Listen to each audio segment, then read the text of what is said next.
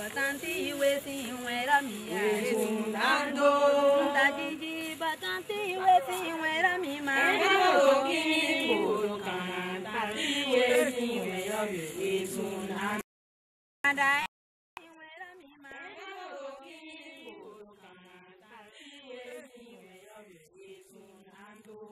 ada lele ya gbajúmọ̀ anje ada lele ya gbajúmọ̀ anje kamo tajiji batanti wesi wera mi ebo soki bodo kana anti wesi wera mi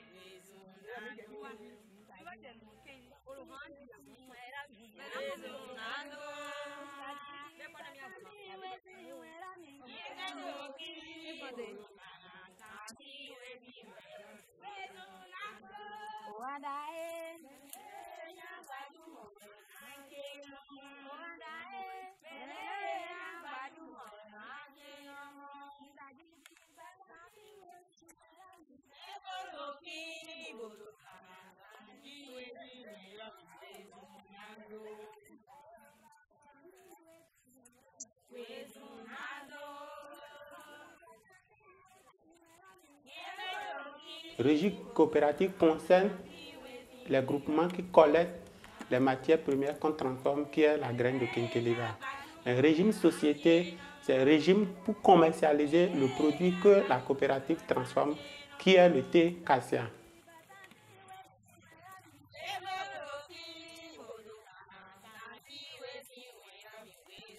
J'ai choisi d'aller en industrie, c'est pour participer à la valorisation des matières premières de chez nous.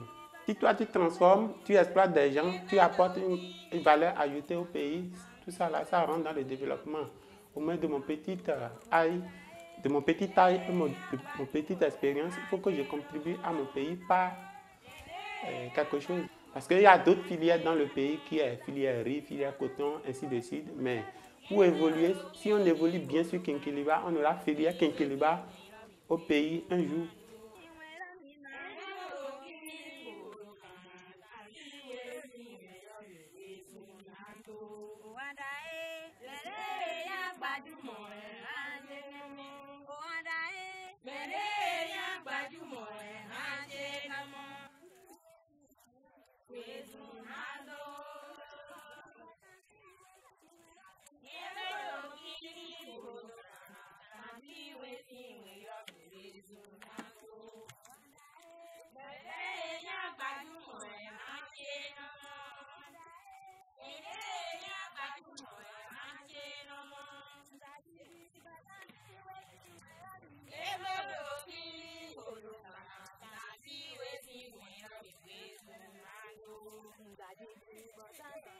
Mia diti onu bueno a place do machine bono ablo mi no fle bi blo hia bueno hu bo mi ra he blo so bo mi ra he na petit mi ton bueno bai ganji blo so blo de le bi me bueno so gbe di nde gbe to si gandu bueno nyona me bo so do vale ton bo nye duo ye nu tie to eno to normal bo amo mi nye mo amo adohu nde pepe ma je ni ta na mi an to bien ma do fatigue an to bien ta la mi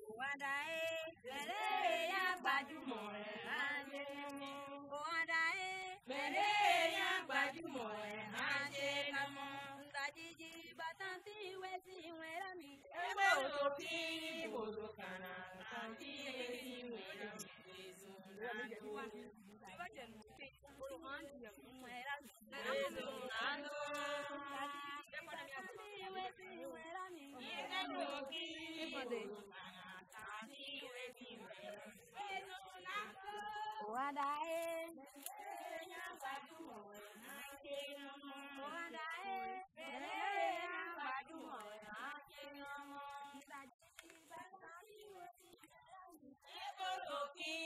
Tajiji batanti wesi wera miya esunando. Tajiji batanti wesi wera miya.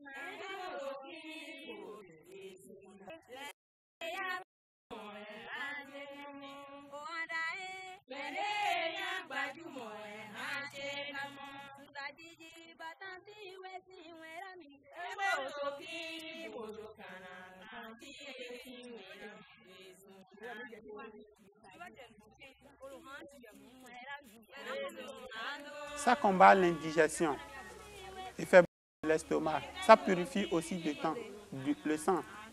Ça donne la force et la vitalité aux consommateurs. Le thé cassia est utilisé à tout moment. Quand on souffre de palu, d'habitude on ne mange pas. Mais le thé cassia permet d'avoir l'appétit et de consommer. Et c'est après consommation que tu te sens soulagé par le thé cassia.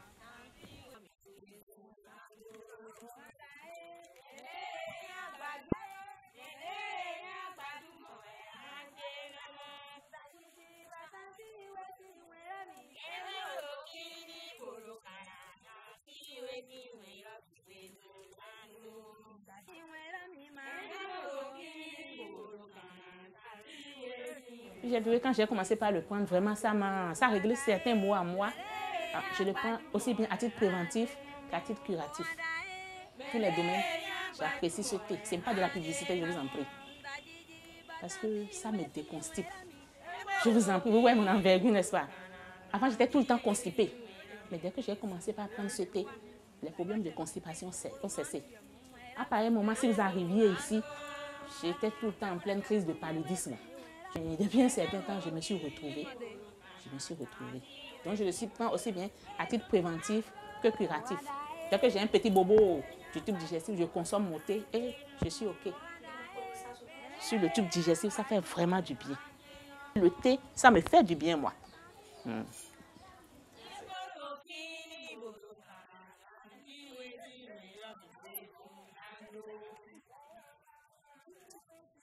Quand j'ai commencé par prendre les matins, avant, j'avais des... Comme la maman, ça, il faut attendre un instant. Bien sûr, j'ai été à la consultation, ils m'ont prescrit des produits que j'utilise. Pourtant, à des moments donnés, ça, mais quand j'ai commencé par prendre thé cassia, j'ai constaté qu'il y a une amélioration. Pour voir clair dans ce que je consomme, j'ai dû ouvrir un sachet de thé. J'ai vu que c'est fait de... Il y a des graines de quinqueliba torréfiées dans le sachet. C'est ce qui m'a mise en confiance. Il ne faut pas qu'on soit en rupture de ce thé.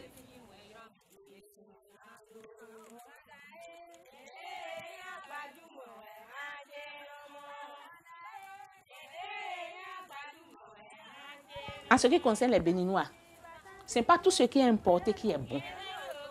Les produits de chez nous aussi sont très intéressants. Moi, j'ai apprécié ce thé. Et consommons local. Tournons-nous vers nos produits. Aidons nos enfants à bien promouvoir ce qu'ils ont commencé et à réussir.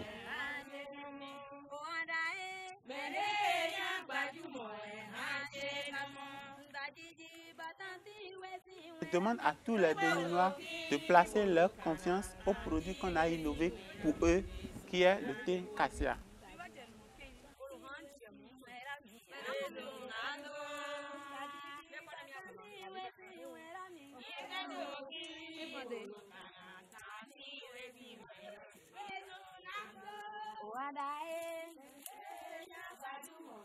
Tajiji batanti wesi wera miya esunando. Tajiji batanti wesi wera miya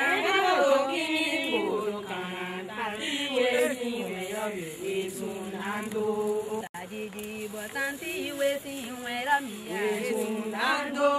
Tajiji batanti wesi wera miya esunando.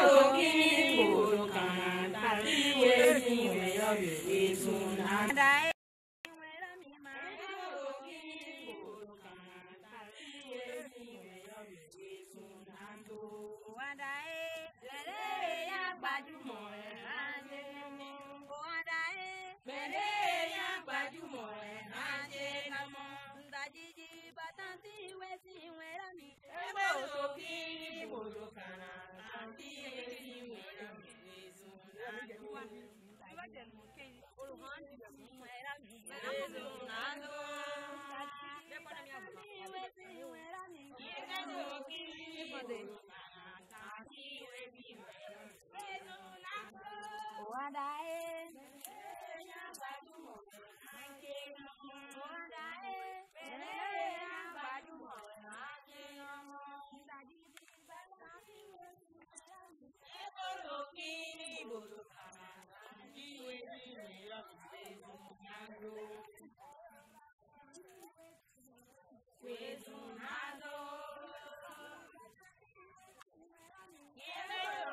Régie coopérative concerne les groupements qui collectent les matières premières qu'on transforme, qui est la graine de Kenkeliba. Un régime société, c'est un régime pour commercialiser le produit que la coopérative transforme, qui est le thé cassia.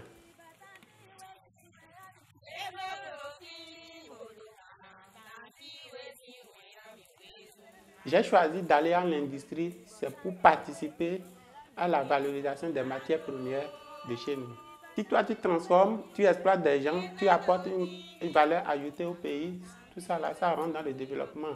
Au moins de mon petit taille et mon petite expérience, il faut que je contribue à mon pays par quelque chose. Parce qu'il y a d'autres filières dans le pays qui est filière riz, filière coton, ainsi de suite. Mais si on évolue bien sur Kenkeliba, on aura filière Kenkeliba au pays un jour.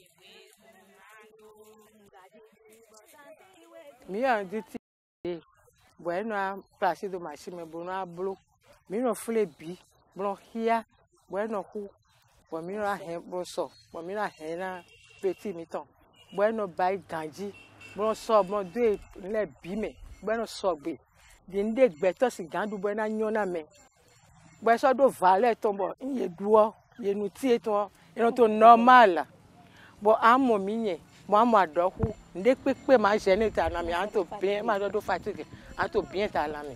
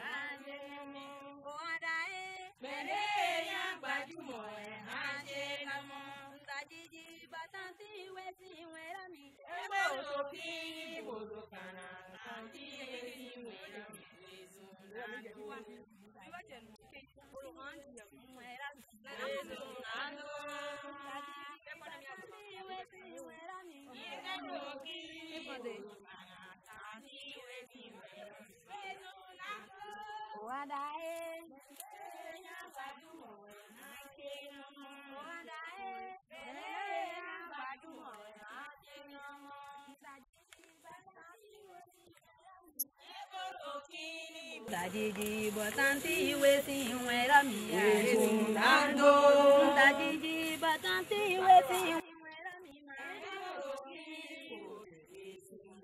bajumo ande oadae bereya bajumo ande kamo tajiji batanti wesi wera miya ebo soki bodo kana tanti wesi wera miya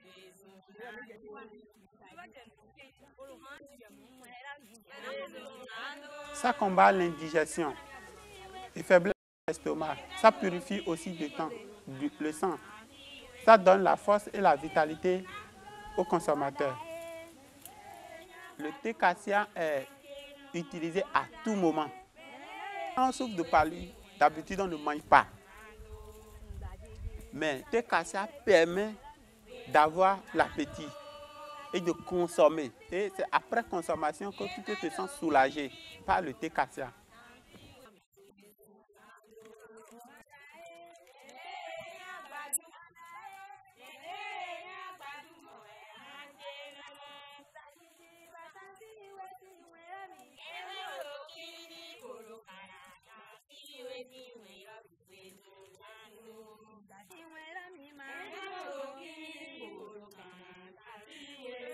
J'ai vu quand j'ai commencé par le prendre, vraiment ça a réglé certains maux à moi. Je le prends aussi bien à titre préventif qu'à titre curatif. Tous les domaines, j'apprécie ce thé. Ce n'est pas de la publicité, je vous en prie. Parce que ça me déconstipe.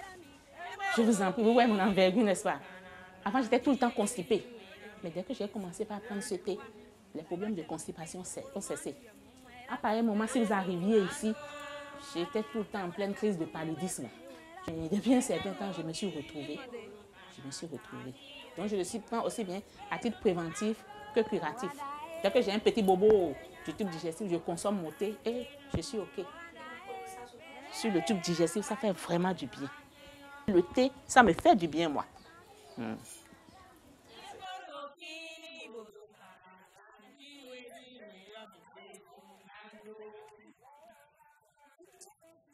Quand j'ai commencé par prendre les matins, avant, j'avais des... Comme la maman, ça, il faut attendre un instant. Bien sûr, j'ai été à la consultation, ils m'ont prescrit des produits, j'utilise. Pourtant, à des moments donnés, ça, mais quand j'ai commencé par prendre thé cassia, j'ai constaté qu'il y a une amélioration. Pour voir clair dans ce que je consomme, j'ai dû ouvrir un sachet de thé. J'ai vu que c'est fait de... Il y a des graines de quinqueliba torréfiées dans le sachet. C'est ce qui m'a mise en confiance. Il ne faut pas qu'on soit en rupture de ce thé.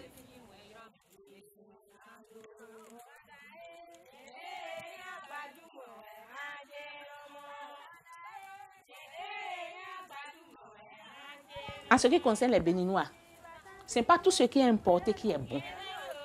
Les produits de chez nous aussi sont très intéressants. Moi, j'ai apprécié ce thé. Et consommons local. Tournons-nous vers nos produits. Aidons nos enfants à bien promouvoir ce qu'ils ont commencé et à réussir.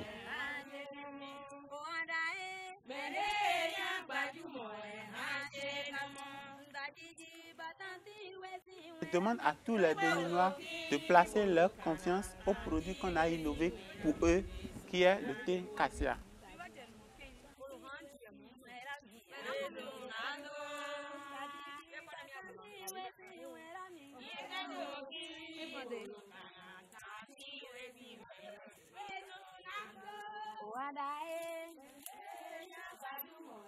Dajiji botanti wesi wera miya.